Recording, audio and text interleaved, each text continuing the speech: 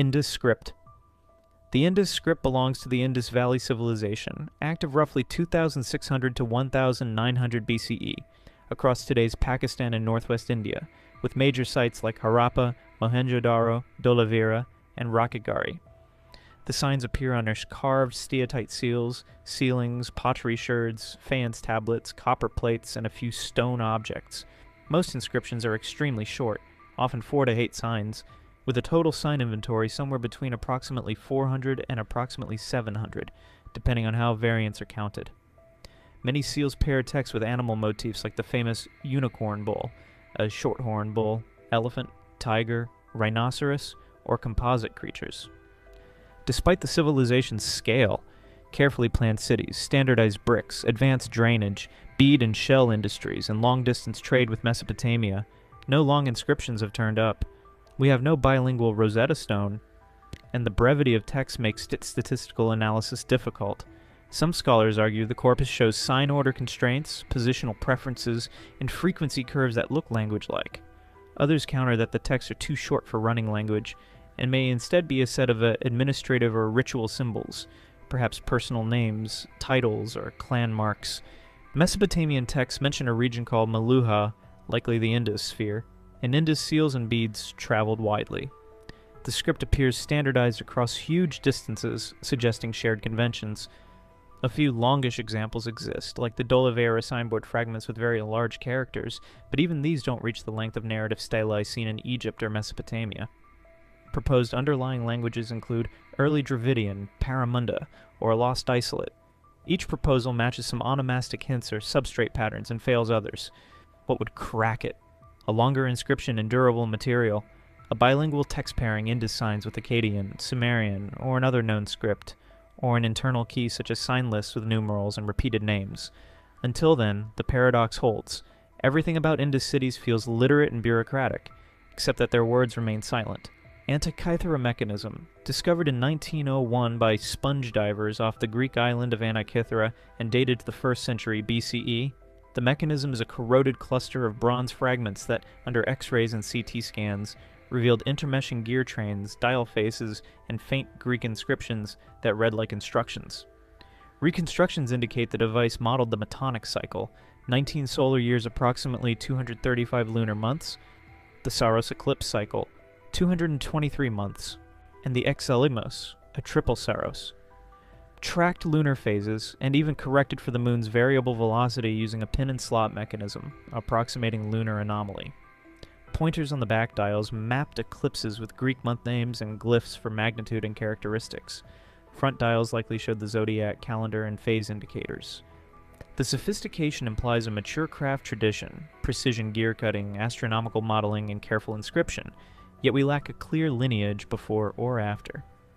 Literary references to gear devices exist, but nothing matches this complexity. Was it a one-off showpiece from a master workshop, tied to figures like Hipparchus or Posidonius, or the survivor of a broader Hellenistic tradition lost in subsequent economic and political contraction? Epigraphic studies of letter forms help date it. Gear tooth counts encode astronomical ratios, and the ship's cargo, a mix of luxury goods, suggests elite clientele. Some reconstructions propose additional lost gearing for planetary displays. The killer evidence would be another device from a different wreck, an artisan's tablet explaining gear ratios, or a detailed ancient description. One good workshop find would turn a marvel into a known technology family. Göbekli Tepe. In southeastern Turkey, at Göbekli Tepe, multiple circular and oval enclosures with massive T-shaped pillars date to roughly 10,000 to 8,000 BCE, pre-pottery Neolithic A and B. Some pillars exceed 5 meters in height and several tons in weight, carved with high-relief foxes, wild boar, birds, snakes, scorpions, and abstract symbols. The T-pillars often have stylized arms and belts, hinting that they represent towering human-like beings. The site appears to have been deliberately backfilled in phases, burying earlier enclosures as new ones rose. This is monumental architecture at a time we once assumed only small forager bands existed. The build implies coordinated labor, planning, quarrying, and logistical support. One hypothesis is that large ritual gatherings catalyzed social cooperation at first, and domestication followed to sustain the gatherings. Another holds that early cultivation and animal management were already underway nearby, enabling construction. The deliberate burial suggests formal closure rituals and changing social needs. Chemical residues, animal bones, and tools indicate feasting and specialized activities. Nearby sites like Karahan Tepe show the region hosted multiple monumental centers. Only a fraction of the mound is excavated. More enclosures remain underground. What would unlock the mystery? Domestic space is tightly linked to early phases, clear seasonal signals, and a comparative map of how these sites interacted. Göbekli Tepe forces us to ask whether belief systems can precede the economic base usually thought to support them. Sea peoples. Around 1200 BCE, the late Bronze Age world of palace economies and far-flung trade suffered a cascade of failures. Egyptian inscriptions from the reigns of Merneptah and Rameses III describe battles with confederations called the Sea Peoples, listing groups such as the Sherden, Shekelish, Peliset, Denian, and others. Some reliefs depict warriors with distinctive gear and ox carts with families, implying migration as well as war. Why this is a mystery? We want a single cause for a regional collapse, but evidence points to a web of stresses, climate variability and drought, seen in pollen and isotope records, earthquakes along the Aegean Arc, internal rebellions against palace regimes, shifts in military technology that undermine chariot warfare, and opportunistic raiding as trade networks frayed. Sea peoples may be an Egyptian umbrella for multiple groups, not a single origin or nation. Burn layers and destructions at Mycenaean sites, the fall of the Hittite Empire, and disrupted trade in copper and tin. Some sea peoples may later settle in the southern Levant, possibly contributing to early Philistine material culture, which shows Aegean affinities in pottery and diet before localizing. The decisive evidence would be a site with a clear material culture sequence that ties one name group to a source region, and then to a documented migration route. The collapse looks less like invasion alone, and more like a systems failure in an interconnected world. Nazca Lines. Across Peru's south coast desert, from roughly 200 BCE to 600 CE, the Nazca created immense geoglyphs by removing the dark desert varnish to expose lighter soil beneath. There are hundreds of straight lines and trapezoids stretching for kilometers, and dozens of biomorphs, hummingbird, monkey, heron, spider, dog, whale, as well as spirals and other figures. They are best seen from surrounding hills in the air, leading early visitors to assume an aerial purpose, but careful fieldwork shows they were set out using stakes, ropes, and sight lines. Simple tooling, sophisticated surveying. Proposed functions include ritual pathways, walked in processions, landscape-scale offerings to deities connected to water and fertility, astronomical alignments marking horizon events, and symbolic maps of sacred routes linking Huaxas and Puquios, ancient aqueducts. Some lines do align to solstitial sunrise, sunset, or star settings. Others clearly funnel toward valleys and water sources. Offerings, post holes, and wear patterns suggest movement along some trapezoids. Ethnographic analogy hints at pilgrimage and water rites in a precarious environment. Yet not all figures fit a single model. A blended purpose is likely. What would clinch it? Inscriptions or caches directly associating specific figures with known rites, data construction episodes tied to drought cycles, and high-resolution wear mapping across many figures. The Nazca lines read like choreography on a grand scale, visible order imposed on a desert that demanded respect. Voynich Manuscript. Housed today in Yale's Beinecke Library, this early 15th century codex is written on vellum radiocarbon dated to roughly 1404 to 1438. Its flowing script remains undeciphered, illustrations that depict unfamiliar plants, circular diagrams with zodiacal motifs, and women immersed in greenish baths connected by pipes. The text's statistics are strange. Character distributions and word patterns share some properties with natural language, yet resist mapping to any known medieval tongue. Courier A and Courier B hands suggest at least two scribal phases or dialects within the same system. Three broad possibilities persist. 1. The text encodes a real language under a cipher, perhaps steganographic techniques layered with abbreviation conventions. 2. It is a constructed language or an algorithmically produced pseudo-text designed to imitate language statistics. 3. It is a contemporary hoax of its era, valuable as a curiosity or for patronage, using believable but meaningless script. The illustrations mirror medieval genres, herbals, balneology, astrology, but refuse neat identification. Plants mix plausible parts into impossible species. Cosmological diagrams look familiar until they don't. Marginalia and quire numbers hint at Central European origins. Pigment analysis fits medieval materials. Dozens of solutions have been proposed, but none account for the entire text consistently while predicting unseen parts. The key would be a crib, a marginal gloss translating a phrase, a second manuscript using the same script alongside Latin, or a cipher key that works across folios. The manuscript sits at the edge of decipherment, perpetually almost yielding, and that's why it captivates. Phaistos disc. This fired clay disc from Bronze Age, Crete, about 15 centimeters across, bears 2 spirals of stamped signs, 242 impressions in total, representing around 45 distinct symbols depending on classification. The signs include human figures with feathered headdresses, helmets, plants, tools, and geometric shapes. Uniquely, the text was impressed with reusable seals, movable type long before Gutenberg, then fired. It is one of a kind. With no parallel text, no bilingual inscription, and limited archaeological context for the exact production setting, every decipherment attempt runs aground in sample size. The script overlaps only loosely with other Aegean signaries.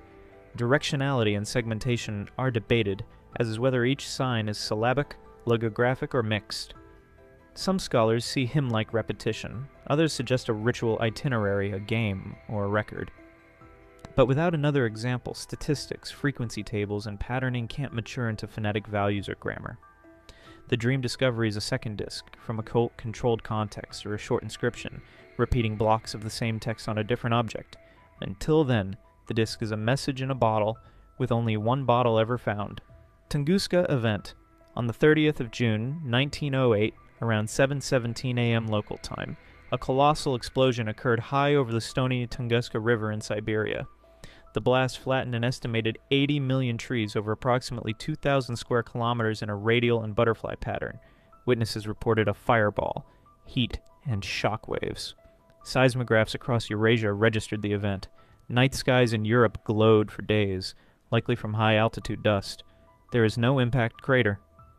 The prevailing explanation is an atmospheric airburst of a small asteroid, perhaps 50 to 60 meters across, or a fragile comet fragment, detonating at 5 to 10 kilometers altitude and releasing energy on the order of 10 to 15 megatons. Leonid Kulik's expeditions in the 1920s to 30s documented treefall patterns and interviewed locals but found no meteorite. Later studies uncovered microspherules and chemical anomalies compatible with the cosmic source, and modern computer models reproduce the observed damage from an oblique entry and mid-air breakup. The exact composition remains uncertain because solid fragments tied unequivocally to the event are elusive. Competing fringe ideas linger precisely because no crater feels unsatisfying. What would settle it? A set of meteoritic samples from securely dated sediments in the core blast zone, with isotopic signatures that match the modeled object, plus refined tree ring and peat stratigraphy to lock in the thermal and chemical pulse.